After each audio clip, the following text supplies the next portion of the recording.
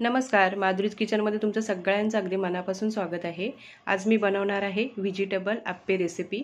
करायला सोपी आहे आणि यामध्ये आपण भाज्या घालून ही रेसिपी बनवणार आहोत आणि अगदी लहानांपासून मोठ्यांपर्यंत सगळ्यांनाच ही रेसिपी आवडते आणि सकाळच्या नाश्त्यासाठी आपण ही बनवू शकतो। चला तर मग आपण रेसिपीला सुरुवात करूया।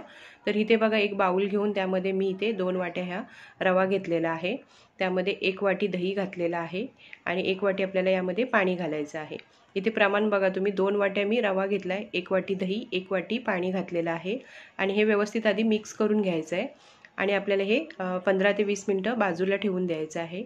आणि इथे मी जो हा रवा घेतलेला आहे ना, तो इथे तुम्ही बघू शकता मीडियम साईजचा मी रवा घेतलेला आहे आणि याचे आप्पे खूप छान अगदी जाळीदार होतात। तर आता हे आपण झाकण ठेवून बाजूला ठेवून देऊया 15 मिनिटं। तोपर्यंत आपण ज्या भाज्या यामध्ये घालणार आहोत ना, त्या थोड्याशा तेलावरती परतून घेऊया। तर इथे तेल गरम केलं आहे, कढीपत्ता घातलेला आहे, मोहरी घातली पाव चमचा, उडीद डाळ घातलेली आहे आणि आपल्याला यामध्ये भाज्या घालायच्यात। आता तुम्हाला ज्या भाज्या आवडतात ना, त्या तुम्ही यामध्ये घालू शकता। मी इथे कांदा घातलेला आहे, टोमॅटो, शिमला मिरची, गाजर घातलेला आहे, मटारचे दाणे, तुम्हाला हवं तर यामध्ये तुम्ही फरसबी सुद्धा घालू शकता बारीक चिरून। आणि ह्या भाज्या आपल्याला जास्त शिजवायच्या नाहीत, 2 ते 3 मिनिटं या तेलावरती परतून घ्यायच्या आहेत। तर आता मी त्या भाज्या परतून घेतल्यात आणि इथे तुम्ही बघू शकता आपलं हे मिश्रण आहे ते छान अगदी म्हणजे रवा आहे तो फुललेला आहे।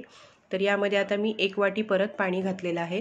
म्हणजे आपण इथे आता बघा 2 वाट्या रवा घेतला, 2 वाटी पाणी आणि 1 वाटी दही घालून हे सगळं मिक्स करून घेतलं। आता यामध्ये घालूया चवीनुसार मीठ घालून हे व्यवस्थित मिक्स करून घेऊया। मीठ यामध्ये व्यवस्थित अगदी मिक्स करून घ्यायचं आपल्याला आणि त्यानंतर आपल्याला मग घालायच्या आहेत यामध्ये भाज्या परतून घेतलेल्या। यामध्ये तुम्हाला हवं तर बारीक चिरून तुम्ही पालकसुद्धा घालू शकता, त्या निमित्ताने म्हणजे कसं मुलं खातात पालेभाजी वगैरे। तर आता बघा ह्या भाज्या घालून ना व्यवस्थित मिक्स करून घ्यायचं आहे या रव्यामध्ये आणि हे आप्पे ना चवीला खूप छान लागतात आणि या आप्प्यांसोबत तुम्ही ना आपली नारळाची जी चटणी असते ना ती खाऊ शकता। तर आता हे व्यवस्थित मी मिक्स करून घेते। त्यानंतर हे बघा मिक्स करून घेतलं आहे आणि आता मी घातलेला आहे पाव चमचा बेकिंग सोडा आणि सोडा घातल्याच्या नंतर आपल्याला हे 1-2 मिनिटं ना असं छान अगदी म्हणजे मिक्स करून घ्यायचं आहे त्यामध्ये सोडा।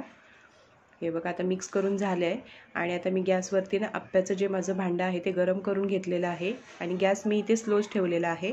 तर आता त्यामध्ये आपल्याला हे पाव चमचा असं तेल घालायचं आहे।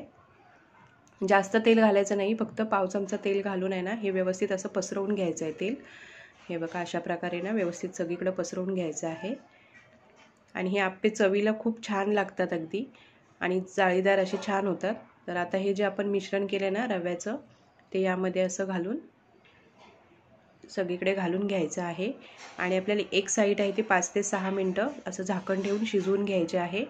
तर आता इथे बघा 5 ते 6 मिनिटं होऊन गेलेली आहेत आणि आता आपण हे उलटे करून घेऊया आप्पे आणि इथे मी गॅस आहे तो स्लोच ठेवलेला आहे, स्लो गॅसवरतीच करायचं आहे।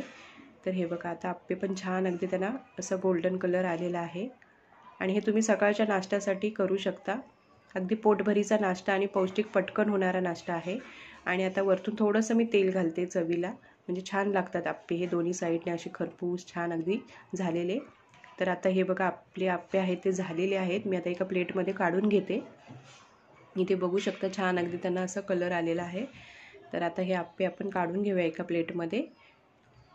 तर आता इथे बघा बाकीचं जे उरलेलं होतं सारण त्याचं पण मी करून घेतलं आणि आता ही आप्प्यांची रेसिपी तुम्हाला कशी वाटली ती नक्की मला कमेंट करून सांगा। आणि तुम्ही इथे बघू शकता एकदम सॉफ्ट आणि जाळीदार असे आपले हे आप्पे तयार झालेले आहेत।